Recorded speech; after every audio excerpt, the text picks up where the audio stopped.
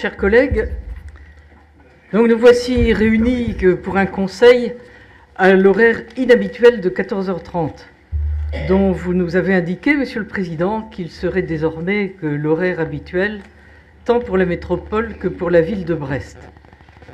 Vous nous aviez consulté et j'avais pu vous faire part de l'avis unanimement défavorable des membres de notre groupe. Apparemment, les autres groupes ne rencontraient pas les mêmes difficultés.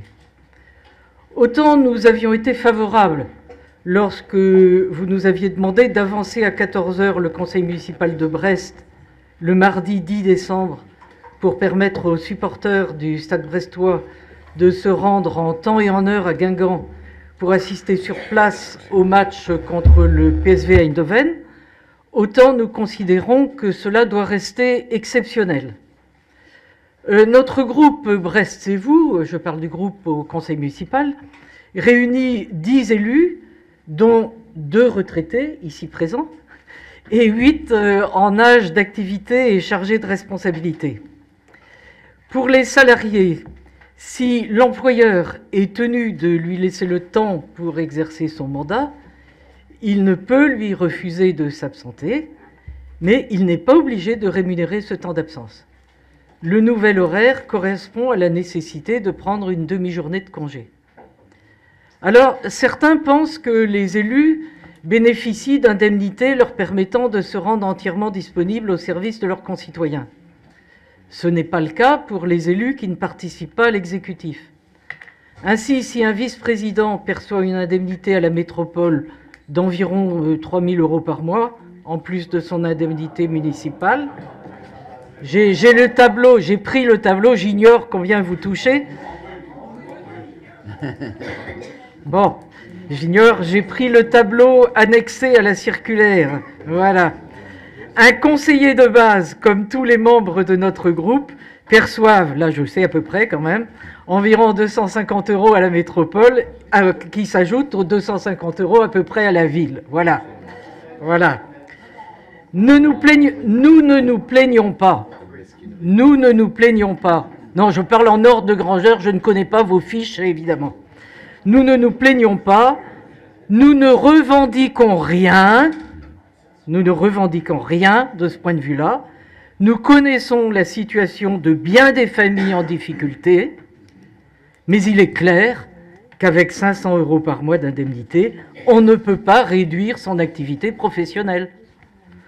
En outre, il est plutôt sain d'un point de vue démocratique, on parlait tout à l'heure de démocratie nationale, mais il y a aussi de la démocratie locale, il est plutôt sain d'un point de vue démocratique que les élus continuent de partager la vie professionnelle de leurs collègues dans les conditions les plus normales. Et ceux d'entre eux qui exercent des métiers du soin et de l'accompagnement des personnes sont tenus par une présence qui n'est pas toujours remplaçable.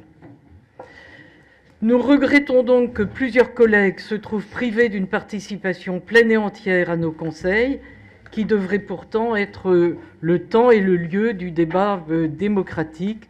Et nous espérons donc qu'on pourrait passer de l'habituel à l'inhabituel. Voilà. C'est un vœu que j'exprime, au nom de tout mon groupe.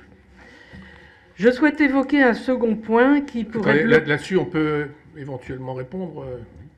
Allez-y, allez jusqu'au bout.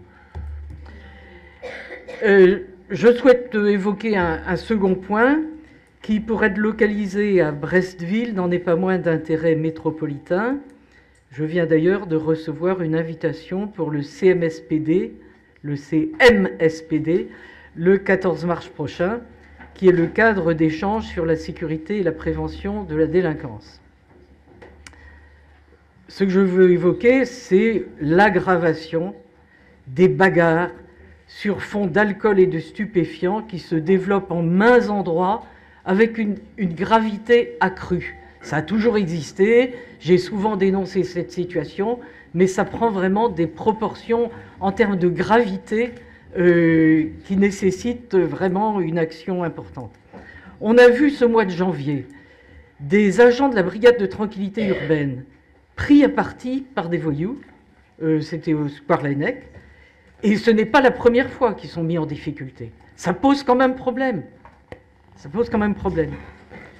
Et ne parlons pas de la place Guérin, où c'est tout le temps, et encore la nuit dernière, des débordements conclus par l'intervention de la police et des urgences.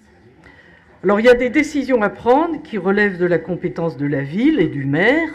Mais on n'est pas à la mairie, Madame Malgorn, excusez-moi. Mais vous n'avez pas fini, vous ne me laissez pas finir ma phrase. Il y a des décisions à prendre qui relèvent certes de la compétence de la ville et du maire, comme les arrêtés interdisant l'alcool sur la voie publique. Il en est d'autres qui concernent la métropole. Voilà. Ce sont, par exemple, les aménagements urbains et pas seulement dans les zones PNRU. Nous votons en général ces programmes, car la rénovation urbaine est indispensable. Mais nous militons toujours pour que la prévention soit mieux prise en compte et que l'on évite les types d'aménagements propices au trafic et à la délinquance.